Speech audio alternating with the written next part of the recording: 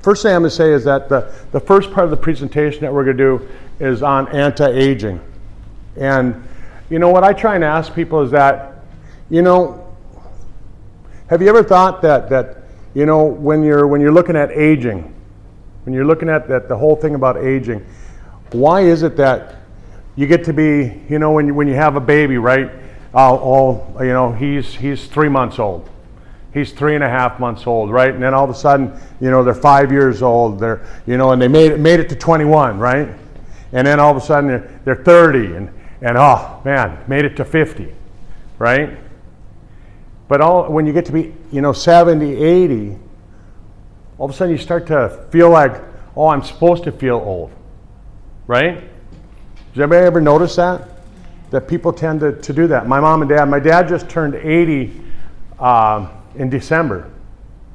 And the doctors up in the United States where I'm from, they just said, well, you're 80, you need to take this prescription. And my dad says, well, but I don't have anything wrong. And they told him, they said, but you're 80 years old.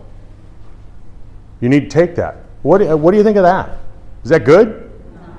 They should take tests. Absolutely not. They need to look at people from a viewpoint of what's wrong with them and individualize it, but they don't tend to do it. So aging, is it inevitable? Well, we are going to get older, and we are going to live longer than our parents did, and chances are we'll live longer than our grandparents. But the thing about it is that as we look at this, and hopefully I can get this across to you, is that there's some practical solutions that we can do that we maybe can slow down the whole idea of you don't have to feel old anymore, right? Like the new 40 is 60, right? When you get to be 60, that's the new 40. That's what we want to do. We want to get people so that they look and feel and act like they're still young when they're old. So what I did next is I brought a video that I found, and I really thought this kind of gives people an idea. So we'll watch this.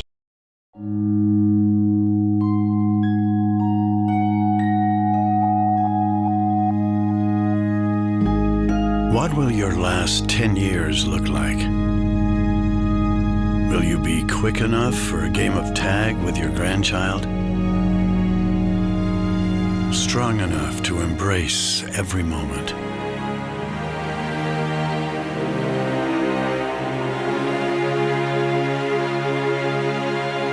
Will you grow old with vitality? Or get old with disease?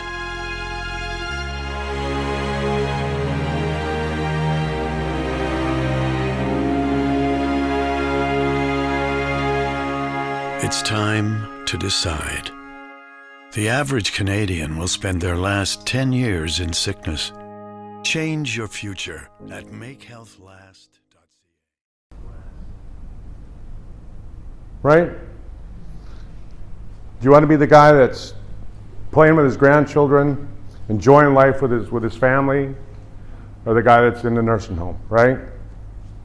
And all of you are fairly healthy. I'm sure that we all have something wrong with us, but now's the time that you want to address it. You don't want to wait until something's wrong and then have to go after it. Next slide, Katie.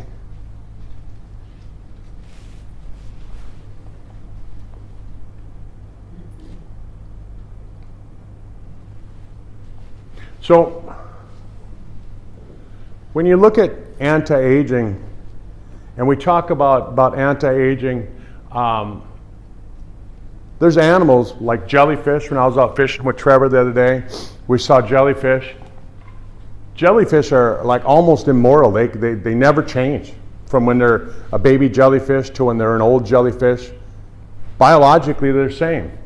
The bowhead whale, they just seem to live forever, centuries. And you can't tell the difference. You take a look at turtles. They say that Charles Darwin's pet tortoise is still alive. Right? How many years ago was Charles Darwin around? How many hundreds of years ago? Right? And his pet tortoise is still alive. Lobsters, they have more sex the older they get. Wouldn't that be cool? You get to be 90, you have more sex than you did when you were 20?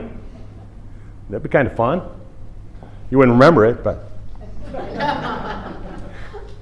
But bacteria are an interesting creature, right? If you take a look at a bacteria that is formed today, and you compare it to the bacteria when it's 14 days old or 20 days old, biologically under a microscope, they look identical. They haven't changed. So why is it that we age? Why do we get old? Why do we age? Why do we have the aging diseases? So these are some things I'm going to try and get people to think about. Katie? And so Benjamin Franklin, pretty smart guy, and he wrote a lot of things, but he said that all diseases can be cured. And at that time, he said, except that of old age. And I want to get people to start thinking about maybe if we address aging as the disease, maybe it'll make a difference.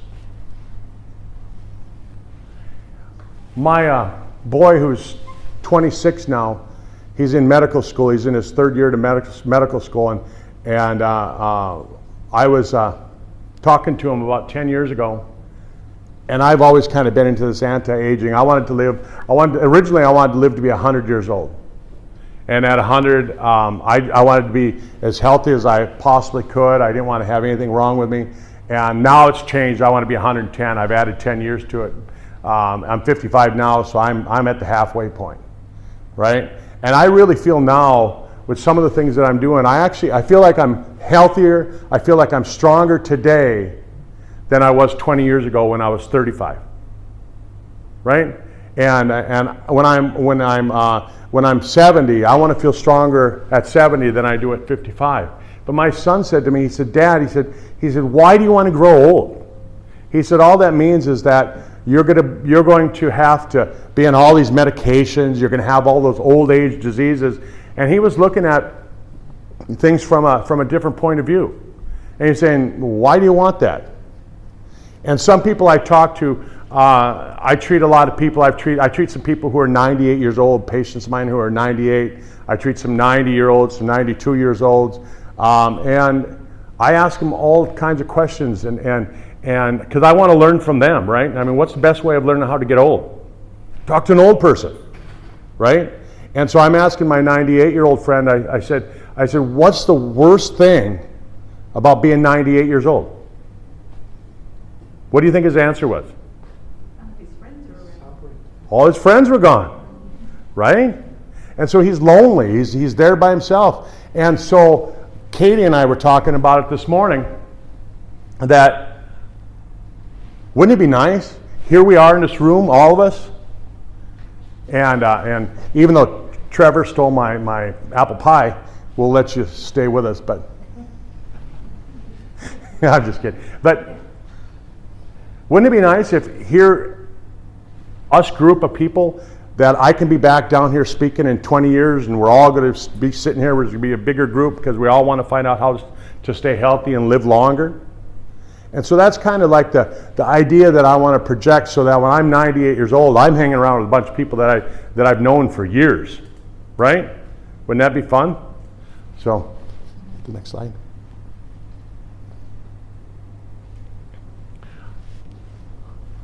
I'm one of those weird ducks, you know. When I went to school, I enjoyed math, I enjoyed science, and I went to school for mechanical engineering when I first graduated from high school.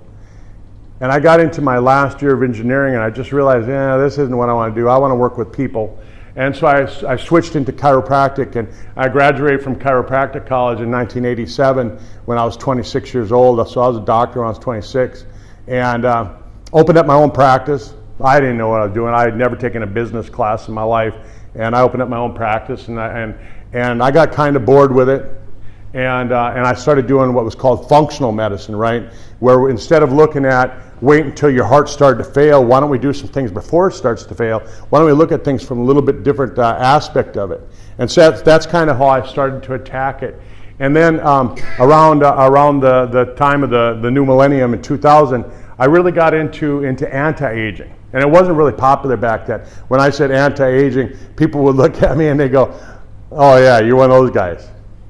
And they kind of gave me a weird look, like, yeah, you want to live forever, and that's what I have on my business card. On the front of my business card, it says, "Have you ever thought about living forever?"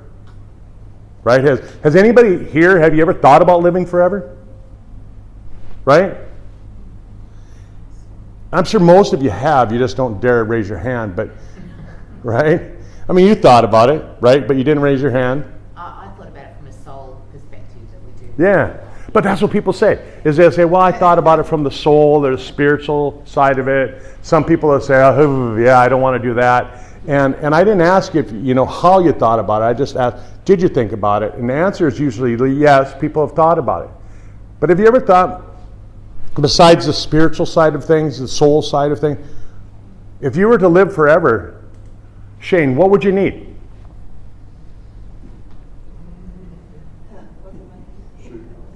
Lots of money, of course. Lots of money, right?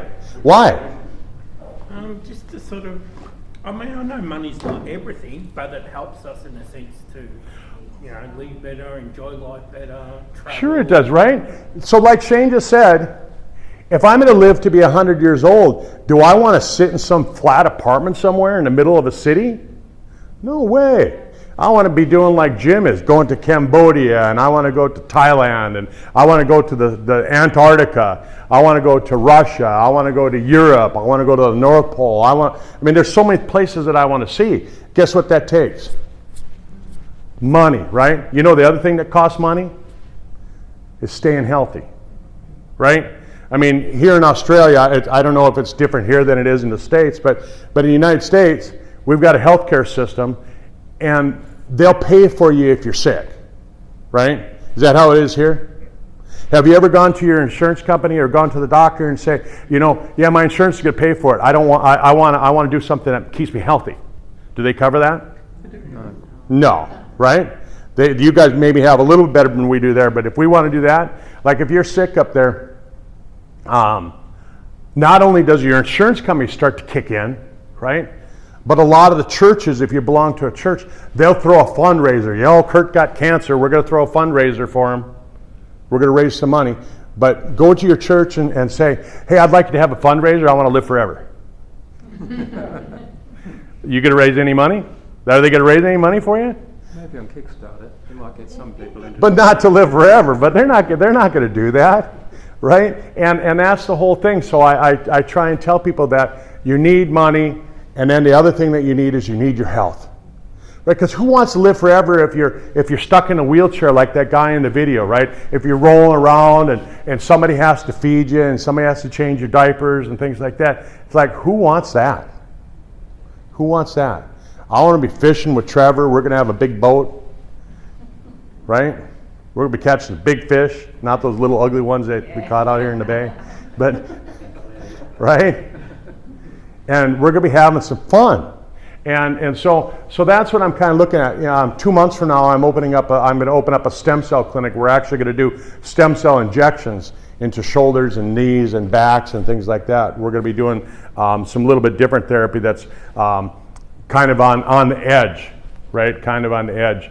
But it's really when you start looking at it, it's really a great therapy for certain things. So the future, I'm just like, I tell people, I say, Dennis, if you're going to dream, why not dream big, right? It takes the same amount of time. You dream a little tiny dream or a great big dream, right? And so I look at my 3 boys. I've got 3 boys that are in their 20s, and that's what I've got them to do. They're always dreaming. My oldest boy, he thinks he's still going to be Batman someday, the real Batman, not the one on TV.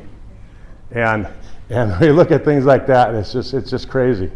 And Katie and I were talking about it at lunch today. Think about it. When you're a kid, Margaret, what did your mom tell you? Use your imagination, right? Use your imagination. Yes. Yeah. But now as an adult, when you're using imagination, what are your friends telling you now? Don't be silly. Don't be silly. Don't daydream. Right? Why is it when you're a kid, they tell you, use your imagination, but now as an adult, they don't want you to use your imagination anymore. They want everybody to be the same. Fit in line. Get in line. Be a sheeple. You know, just get in line. And that's how we go through life. And so I'm trying to get people to think a little bit differently than that. And when we start looking at the whole idea about increasing somebody's life, you know, somebody says to me, they say, well, when you take a look at life now, right? We've extended life.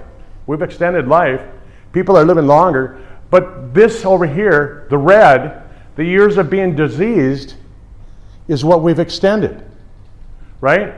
So the ideal outcome is that we're going to extend somebody's life, but we're going to shorten up the disease years, right? Wouldn't it be nice if all of a sudden you're finding that you're healthy, you're playing tennis, you're playing golf, you're fishing, you're traveling the world, and one day you wake up and you go, yeah, I'm a little tired today. I think next week's it. Wouldn't that be a cool way of going through it? And all of a sudden, you know, this ideal situation, the years of death are slower, but what we're seeing is something more like this. This is what people are imagining. This is what people are imagining right here. Oh yeah, we're going to extend their life, and they're going to be sicker longer. And so that's what I'm trying to, as I'm going around the country, up in the States, and I'm teaching people this. The reason that I'm down here is maybe get you to think about what can you do to make it so it's more like this situation. And so, anybody have a plasma TV? Right? You ever throw a brick at it? Right? Why not? You're going to bust the screen, right? And I don't care how expensive a plasma TV you got, it's not going to repair itself, is it? Not going to do it. Dennis, you ever broke your arm? Broke a bone? Only my time. You did? Did it heal up? Yeah. Yeah. So you look at the human body, and the human body has the amazing ability that it can heal itself up. And so when we start looking at things like that, we got to start looking at things like, I like old cars. I like to work on old cars. And you take an old rusty rust bucket like this and you fix it up. But what if you would have taken care of it from the day one? What if you had a way that you knew that if you waxed that car and you changed the oil like your dad told you to, that thing would last forever? I mean, how many people here, you all have cars, right? Okay. Did you ever just drive your car to see what would happen if you didn't change the oil? No.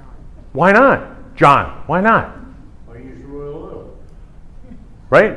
That helps a lot more. Because you didn't want to look stupid to your dad too, because your dad would have kicked your butt because he taught you that you change the oil. He did. And another thing he taught us to do was put the oil on the wooden fence in Dandenong, and that fence lived from 1955 to 1995, and I pulled it down, and the palers are still good. It's still good. There you go. Yeah, with old oil out of the Vanguard, an old Vanguard. So you can keep your car looking like this versus looking like this. I just fixed up a 1955 Studebaker, if anybody knows what a Studebaker is. Yeah. But I just fixed up a 1955 Studebaker. I'm going to put it on the road. It was last licensed in 1965. It sat in a barn for 20 years. My dad picked it up. It sat in another barn for 30 years. I pulled it out of the barn after sitting around for 50 years. And I've got the thing on the road, and it looks pretty darn good. Right? Wouldn't you say it looks pretty good? It's going to be a fun car to drive. I put a different motor in it, so it's going to be pretty hot. It's going to be fast to drive. You want to hit the next slide? And so Angela Epstein, who's a scientist, she said that they've studied disease so much, they understand when your body's going to start falling apart. Each organ, they can understand it. And so when we start looking at it, the brain and the nervous system, right? We can see that at the age of 20, the neurons start to decline. At the age of 20, right? No wonder at the age of 50, you got sometimers disease, right? Not Alzheimer's, just sometimers. You're forgetting some things, right? But they're finding that teeth are so important to your brain, right? That if you're not chewing your food, if you lose your teeth, chances are it's not going to be very long and you're going to have dementia. Right? The teeth are related to your dementia. Right? And so really important that you take care of that. When you take a look at the skeletal muscles and the bones start to fall apart. By the age of 40, you're losing 0.5 to 2% of your muscle mass every single year. What would you think if all of a sudden a product came along that could help you build that muscle mass back? 60 years old, you don't have to go to the gym, but you can build muscle.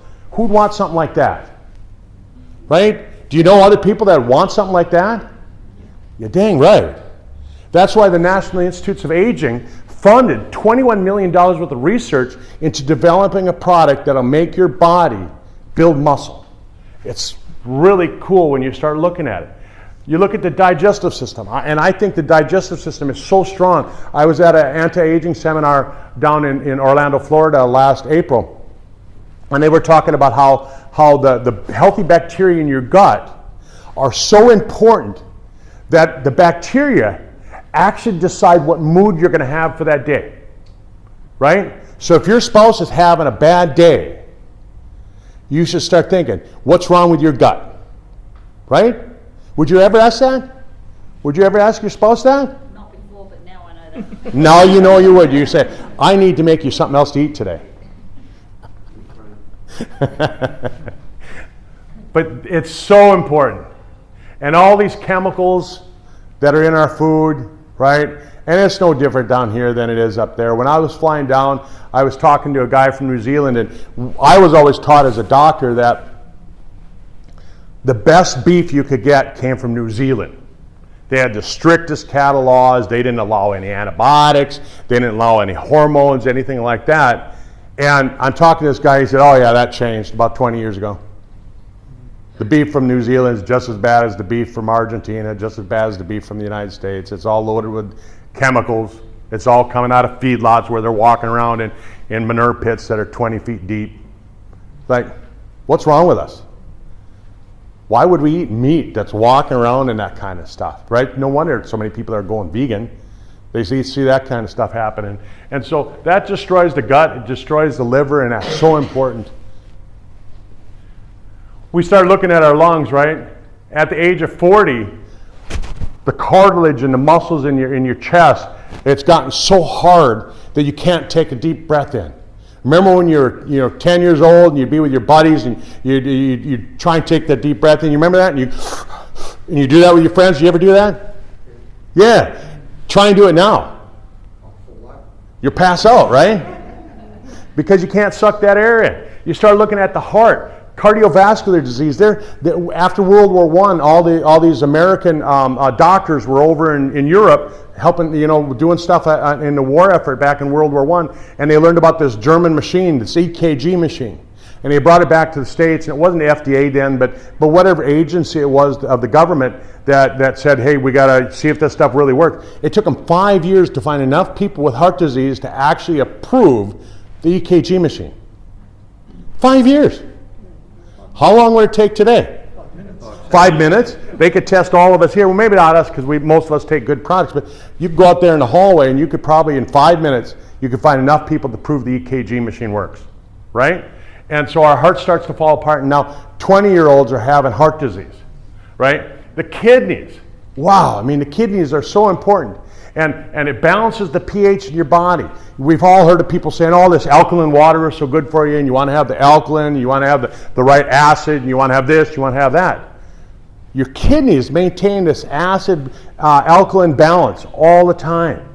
If it gets out of whack, right? You drink 1 can of soda. We call it soda up there. I don't know, what do you guys call it down here? Pop? Fizzy water. Fizzy water? Soft drink. Soft drinks? Yeah. So you drink a soft drink, right?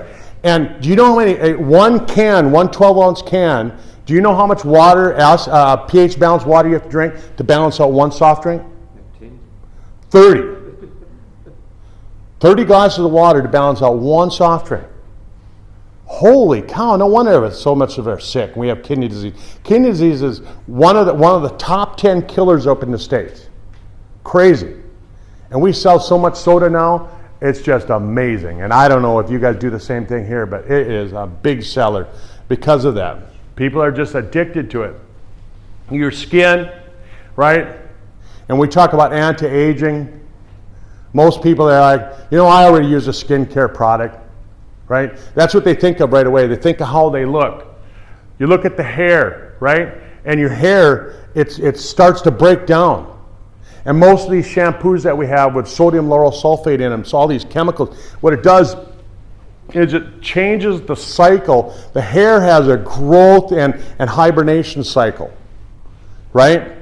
And when you have a shampoo and hair care products that don't have the right ingredients, they're made with toxins and things like that, it changes that, right? And it makes the hair so it starts going into a different growth cycle, and it's bad. And then you start to see people that their voice starts to change, right? So it's all predictable that we're seeing that things are happening. The vision starts to fall apart. Hearing starts to go, right? Taste and smell. And we're seeing that you can predict when this is going to happen. And so a linear thinking is basically this, is that we take a look at what's going on in the United States and we say, here's what they're doing. We come over here into Australia and we just say, well, here's what they're doing in the United States, right? We go over to China and we go, here's what they're doing in the United States, here's what they're doing in Australia, it must be working, right? That's linear thinking. And so if you keep doing what you're doing, you're going to keep getting what you got, right? And all of a sudden people are sick here just like they are up in the States. And you know, I drive around and I see you guys have McDonald's just like we do. And just, you know, you start looking at some of the stuff. But so when we start talking about what we're here for today, all of you are here listening to me talk on this, which means that you're thinking vertically, right? You're thinking with vertical change. You're saying, we're going to do something different, right? And if you do something a little bit different, some of your friends are going to look at you a little bit weird, right? And they may not agree with you, right? When I told people that I was going to get into anti-aging medicine and I start learning about this product and that product and all that, most of my friends, they just like, they don't want to have anything to do with it. You know, what's your flavor of the day today, they tell me. What are you selling? And I said, well, I'm not selling anything, but I'm going to show you some stuff, right? And now 20 years later, they're coming up and they're saying, well, how come you look younger than you did 20 years ago from 20 years ago and we're not? How come we're falling asleep at 10 o'clock at night and you just seem to go and go and go? Katie and I are emailing at each other at 3 o'clock in the morning, right? Because she doesn't sleep either. But you got to start thinking with vertical thinking, and you start thinking that some people you know, why do they never seem to age, right? What's going on with them? Why don't they age? Why don't they look older?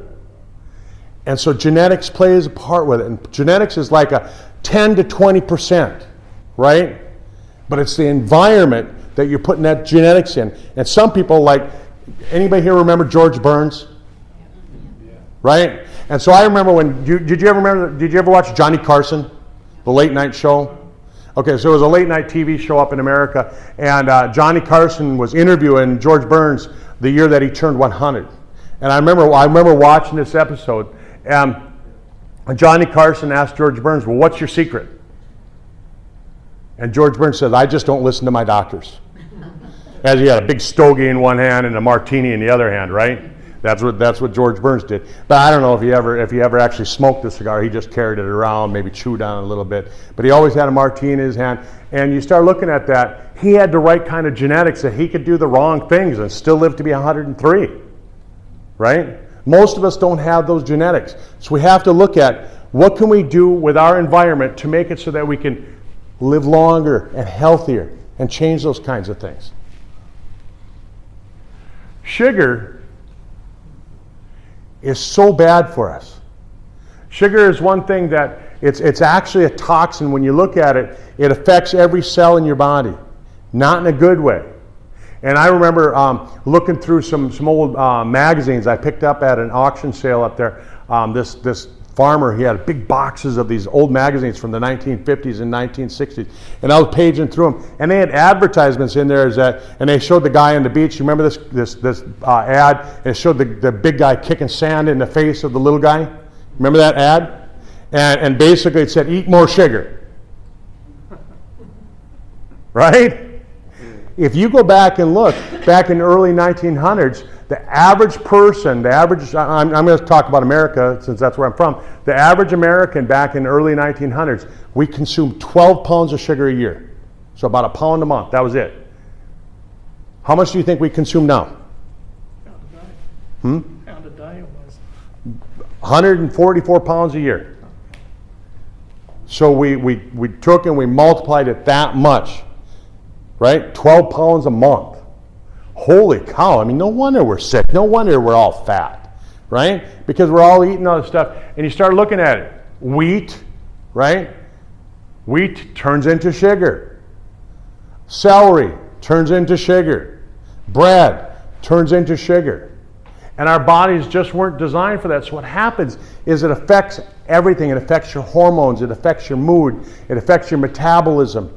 It just throws everything out of whack. And again, you start looking at that stuff. It's no wonder that we're getting more sick, right? We're living longer, but the price we pay right now is that because we're doing things wrong, we're not actually living any healthier. And so you start looking at some of the aging mechanisms that are going on, right? I talked about stem cells. We're deactivating the stem cells. We're making the stem cells so we're not repairing things. You know, you take a look at salamanders, right? Anybody know what a salamander is? Right, it's a little lizard thing. You know, it's not dry skin, but it's got the wet skin. But a lizard, you can chop off. You can actually chop its head off, and it'll grow a new head. Right? You can chop off an arm. It'll grow the arm back. You can take a starfish. You can chop off one of the 5 tentacles. It'll grow that back because of stem cells. And they're saying that humans used to have that same ability. You could chop off Dennis's arm, it would grow back. You going to volunteer later? Probably not, right? But we used to have that.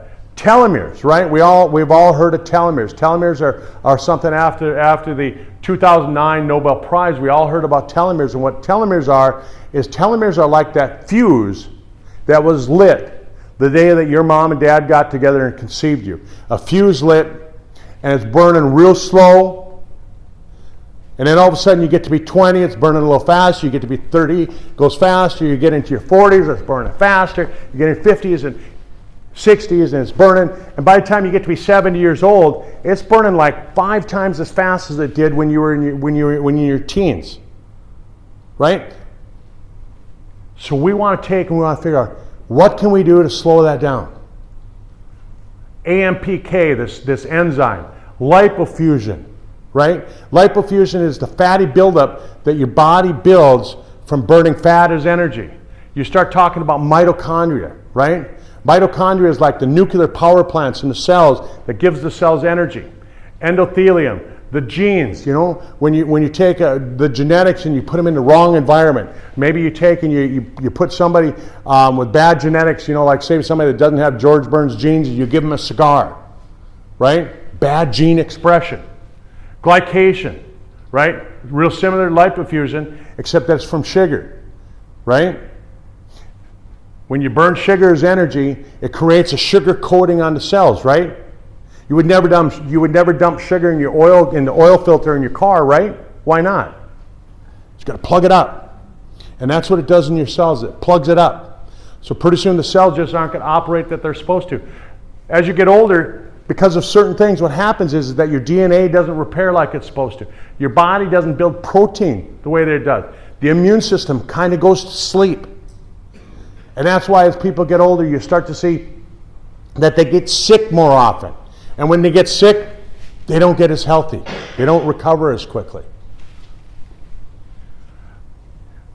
I talk about this a little bit because just being into the anti-aging field, you can actually test your DNA. When they finished the Human Genome Project back in 1999, I was at one of the first seminars on this, and I had my DNA tested.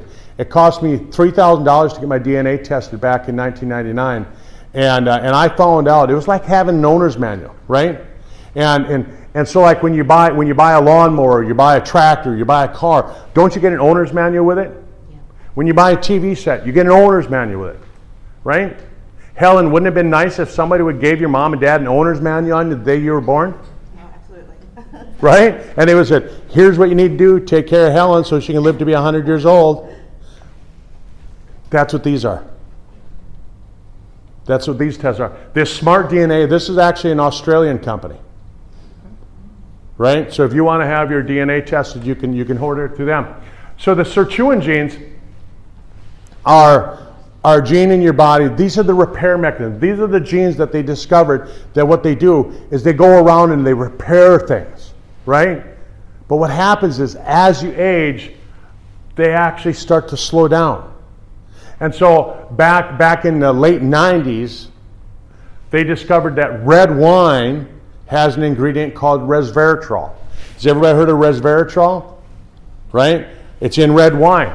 But do you know how much red wine it would take? How many glasses of red wine it would take for you to actually do repair?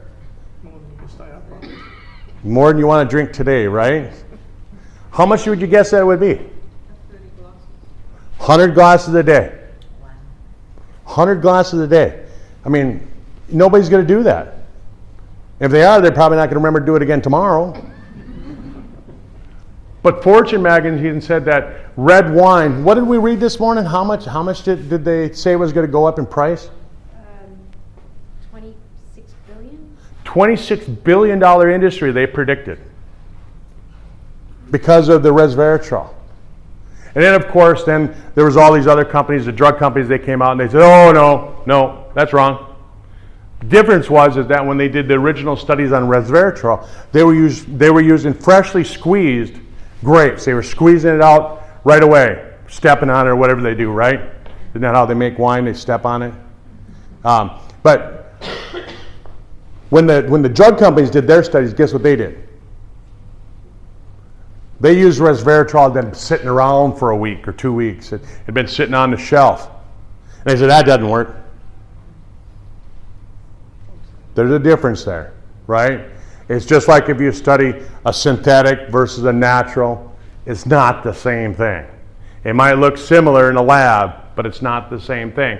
And so the sirtuin genes are triggered by the resveratrol from the red wine, but they need something called NAD plus, right? And what this is this is the fuel that helps to make that function. So all of a sudden, we're starting to put the pieces together. The puzzle's starting to fit together. So you can't take NAD. When I first heard about NAD, I thought, I'm going to take a bunch of that. And then I found out it can't be taken orally, right? You can't take it orally. You have to take precursors, right? The building blocks, and you let your body make the NAD. So we make it with something called NMN, right? We make it with something called nicotinamide riboside. There's a couple other ingredients that we can use as building block that are all natural, right? And all of a sudden we can increase those levels of the NAD plus in our body. So what happens is when you start looking at this nicotinamide mononucleotide, the MNN, $1,000 to $2,000 per gram. $1,000 to $2,000 per gram. Do you know how much a gram is? 1,000 milligrams. Right? It's a little tiny bit. It's not much, right? It's safe to take orally. Nicotinamide riboside. It's a form of vitamin B3 that they discovered. So they found that not only did mice live longer, because that's what we want is longer living mice, but they found that not only they were living longer, they found that they were thriving. So they could take a mouse that was an equivalent of a 75-year-old mouse, and you could make it act like a 21-year-old mouse. Imagine you're 75, and they're going to make you act like a 21-year-old. Fun? Right? So effectively, you can say we can reverse the signs of aging. You're going to find that your body weights can be better under control. Your energy metabolism, insulin, the lipid, the fats, right? The bad gene expressions, the mitochondria, right? The mitochondria, the energy production. And we're going to, instead of shutting down energy production, we're going to bump it up. You're going to have more energy than you did when you were 30, right? Your vision's going to get better. You're going to find that your bone density and your immune system is going to work better. Isn't that all good stuff? Dang right. NASA even got involved with this. Did you know that NASA owns patents on stem cells? NASA owns patents on stem cells. Crazy. I never knew that. And all of a sudden I found out, oh yeah, they own some patents on stem cells. What in the world does NASA, the space agency, want to do with stem cells? Well, what they're finding out is that when the Apollo mission astronauts back in the 60s, you remember, the Apollo missions, Apollo 12, Apollo 11, things like that. When those astronauts came back from the moon, they found that they suffered from space sickness. And part of it is because as they're getting closer to the sun, as they got out of the ozone, right? You guys in Australia hear a lot about the ozone because I guess you have a problem with it down here, right? And so they found that this nicotinamide riboside actually protects you a lot similar to the ozone, right? So if you know that, right? Wouldn't you say that everybody in Australia should know this? You're dang right. Every single person should know it. It protects the cell from the dangerous radiation. Well, what they're doing, what NASA's doing, is they're saying we're going to Mars. Right? And if you send somebody to Mars, right now they say when they come back from Mars, every single astronaut's going to be dead.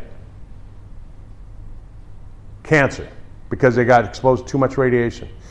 They found through the studies from Harvard that they can actually give them this nicotinamide riboside that we're talking about, and they can actually reverse that. And they're finding now that they can have these astronauts come back and they're not going to have cancer. Isn't that cool? I'm not going to Mars, at least I don't think so, but I don't want to get cancer. I've seen my mom get it, I saw my dad get it, my older brother, he got it. I don't want any of that. I'm going to use this product not because I'm going to Mars, but because I just don't want to get sick. So I'm going to ask a couple questions. You've heard me talk about cancer.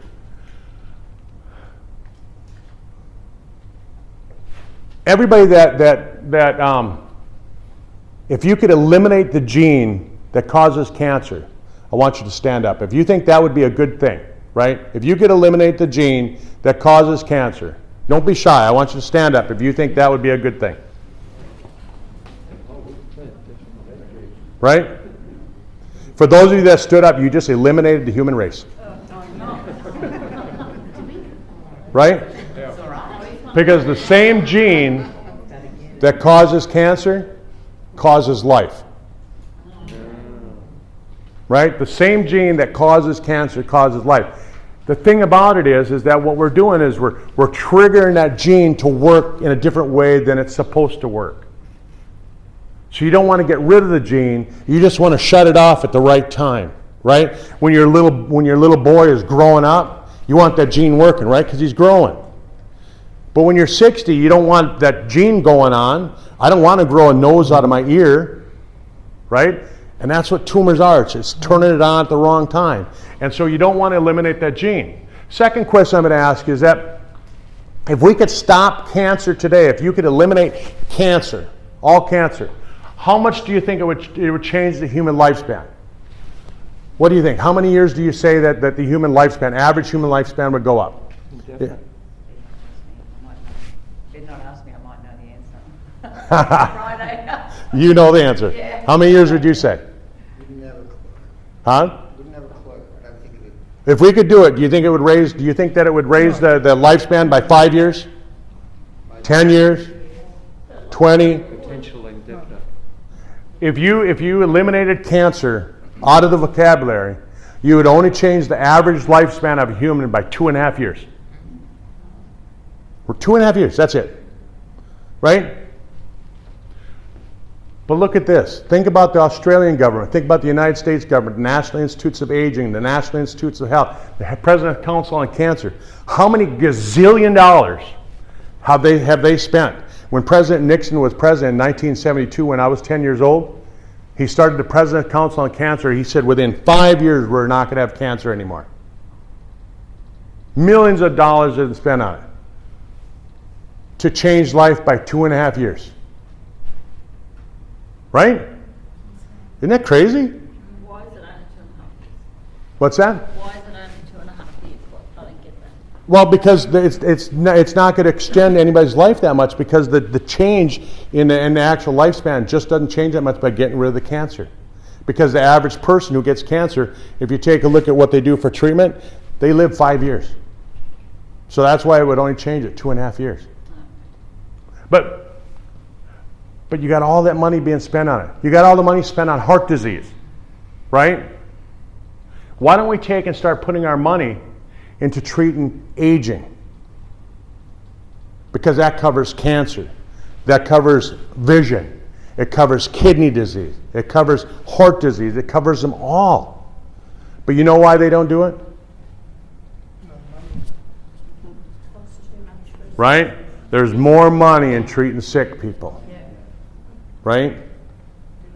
And so we got to start thinking, like I'm saying, this vertical thinking. Start thinking, what can we do to start getting it so that we're treating the right thing? Intermittent fasting. Has anybody ever heard of that? Right?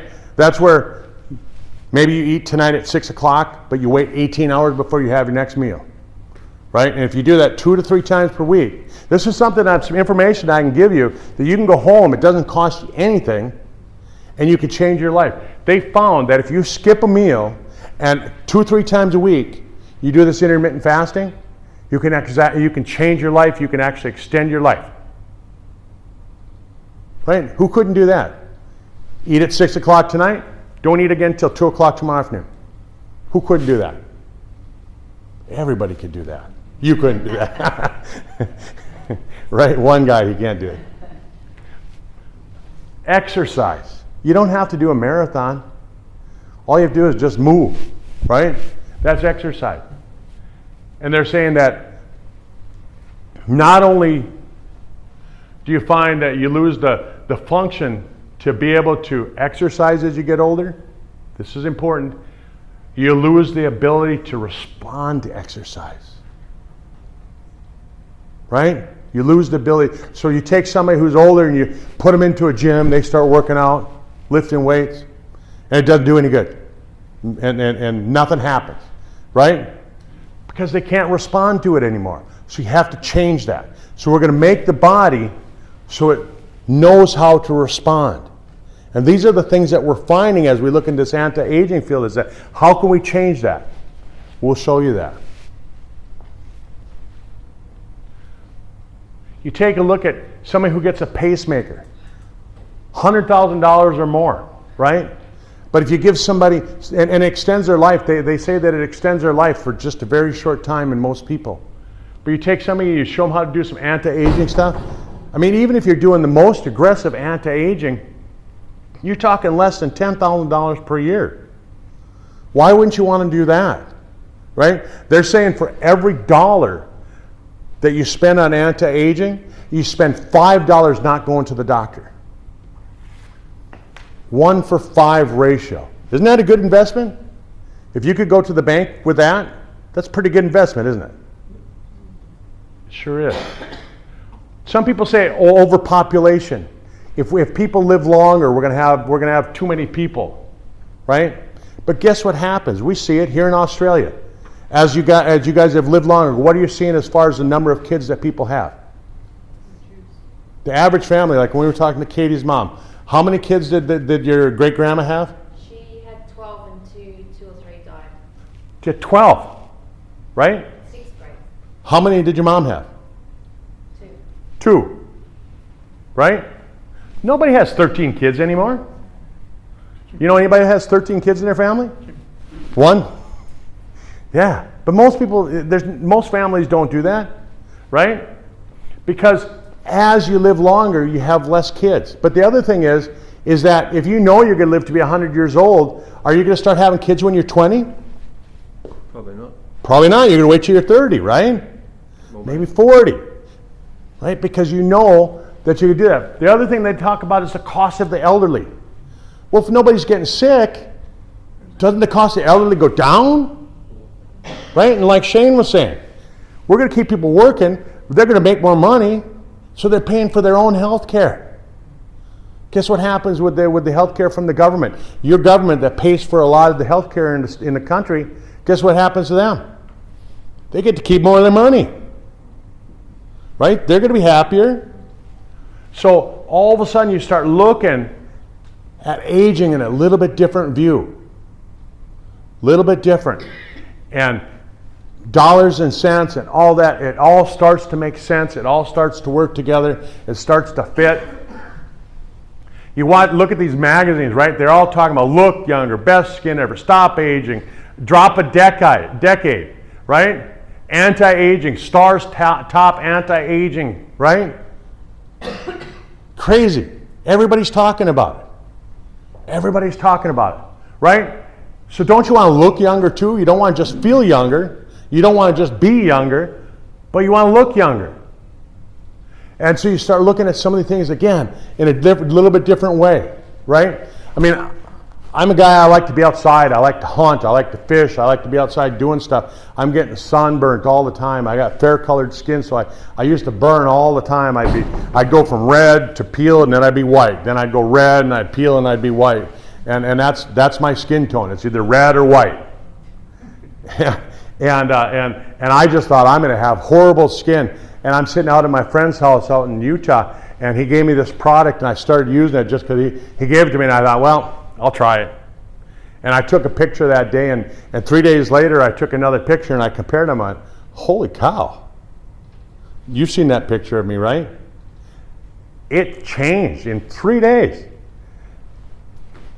And I looked a little different, because now all of a sudden, I'm a guy looking at skincare going, right? I can be 100 and look like I'm 60. Wouldn't that be cool? When you're 100, wouldn't you want to look like you're 60?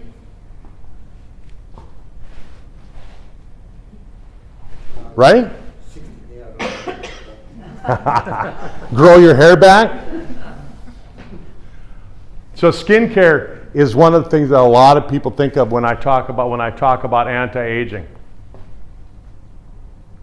You never hear anybody who's healthy and happy saying, oh, I just want to die tomorrow. Right? I want to shut it off tomorrow. If you're 99 years old and you're healthy, you want to be 100. If you're 100 and you're healthy, you want to be 101. Right? And then after 100, then it's like you're a little baby again. And now I'm 103 months. Right? I'm 100 and a half. Right? Just like you did when you're a kid. Oh, he's 3.5. Right? You never tell people, oh, Dennis, I'm 55 and a half. Right? But all of a sudden when you get to be 90, yeah, I'm 91 and a half. And so I kind of look at things a little bit differently, and I hopefully that all of you do too. What can you do? And you start thinking about it, right? And a month ago, everybody had New Year's resolutions, right? Anybody do that? They're going to improve their life. You're going to do something, you don't do it, right? Because everything's perfect. But You're gonna break the one. everybody, they think about, you go into the new year, it's a new year, it's a new change, and I'm going to do this.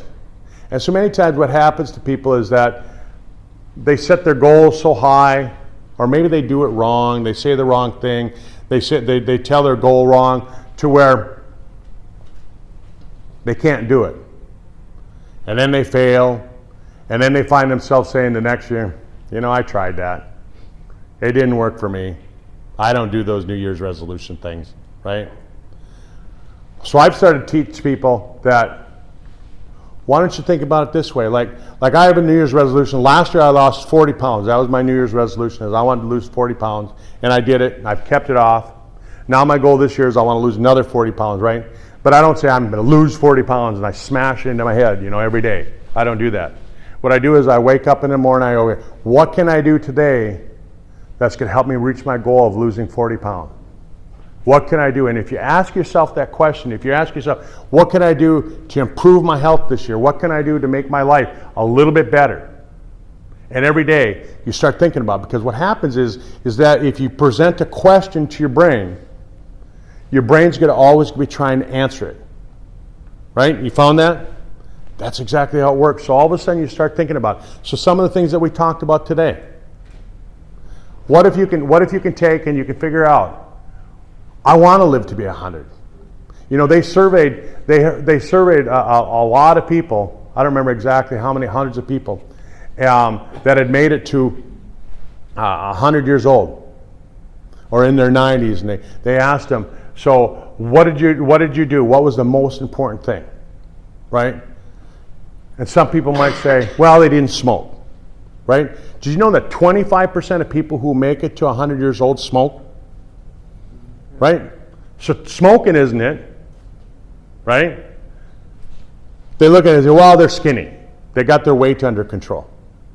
Do you know that 25% of people who make it to 100 are overweight? So it's not weight control, right?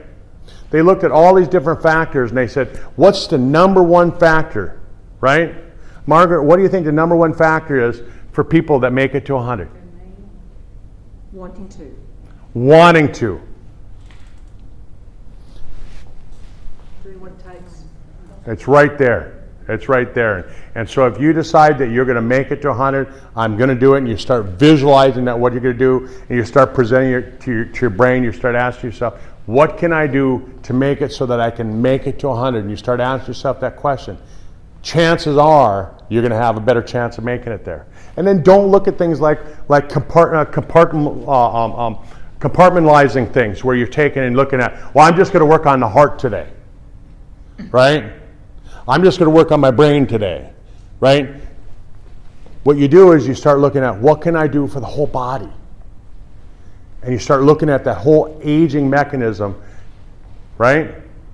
And you start talking to your kids about it, and your brothers and your sisters, and you just tell them, hey, when I'm 100, I'd sure like to have all of you around, right? Because you think the same. If you got that one friend that you don't really like anyhow, don't tell him any of the secrets, right? Don't give him any secret. But everybody else, you want to give them the secrets on it, and you teach them, what can you do? So what we're going to do is we're going to take a little break now, grab a glass of water, talk, mingle a little bit. What I tell people is find out what each other's story is, on different things, but mingle a little bit. 15 minutes, we're going to get up, and what we're going to do is we're going to talk about products that are natural that can do the stuff that we're talking about. Because there's drugs too that they're working on right now, but we're going to talk about some natural things that can kind of maybe fit into that link like that. So take a little bit of break and we'll be back.